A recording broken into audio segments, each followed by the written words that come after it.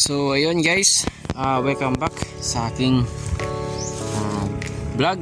So ngayon ay mag-harvest tayo guys ng ating sitaw na yung days ay 54 days. So ito guys yung ating bunga nating sitaw. Ayan. So i-share ko naman sa inyo guys kung paano tayo mag-harvest ng ating sitaw. So ito guys, so pwede na natin itong harvestin. Ayan. So, kasi maganda guys pag ganito yung mga size ni guys, kasi ganito talaga yung hinahanap sa market. So actually guys ay doon sa kabila, andin sa kabila, so natapos na namin harvestin. So dito na lang natira. So yan guys, so ito pa yung mga bunga. So next day, so marami pa tayong ma-harvest kasi yung mga bulaklak sa taas. Ayan. Okay, so ganito na tayo guys mag-harvest ng sitaw guys. So ito dito sa kabila ito, so ganito lang, ikot lang natin guys. Ayan, kasi so ito guys ay next week. Ayan, so lalabas din yan at pag magiging bulaklak din yan. So dapat tandahan lang talaga yung ating pag-harvest dito kasi sayang naman yung mga bulaklak na malalaglag lang. Ayan, so dito guys. Ayan, so ganito tayo guys mag-harvest sa ating sitaw. Ayan. So medyo konti-konti pa lang guys yung ating harvest kasi ay hindi expect talaga natin guys pagbago pa lang, so hindi talaga sobrang dami yung ating harvest. Yan. So siguro mga 5 to 6. Yan. So doon tayo makakuha ng maramihan. Yan guys. So, yan, ganyan tayo mag-harvest dito, dandahan lang kasi kawawa naman yung mayroong pang buraklak na sumusunod yan. Ayan. Okay. So ito guys. Yan. So ito yung bunga nating sitaw. So shout out sa mga nagtatanim ng ganitong gulay. Ayan, so yan, sinashare ko lang yung aking sitaw guys. So alam ko naman na maraming dyan mas magaling pa sa atin. So ito naman ay hindi naman ito contest, di ba? So share lang ng ating mga tanim. Ayan.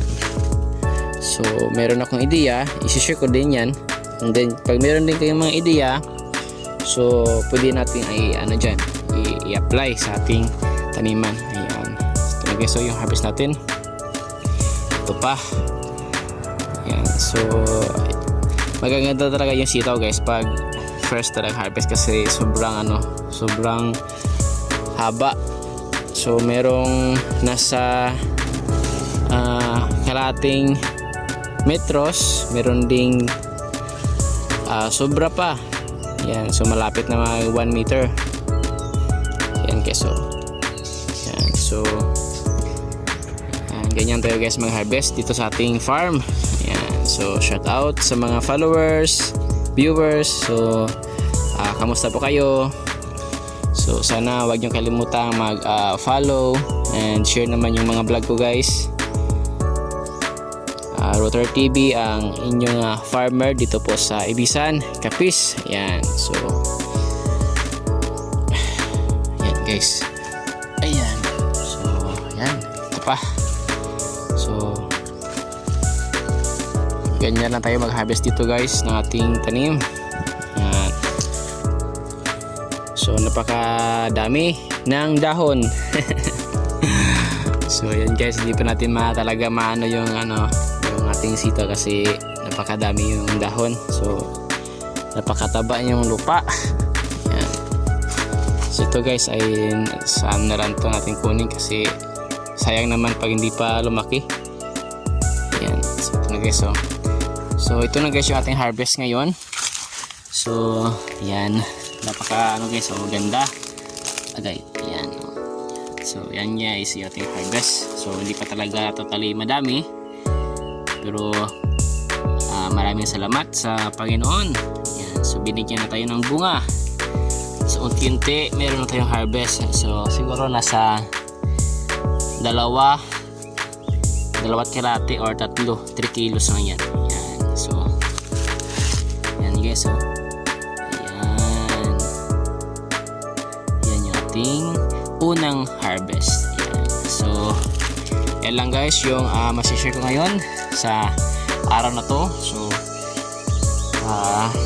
just follow my Facebook page para ma-notification po kayo sa aking mga susunod na mga vlog.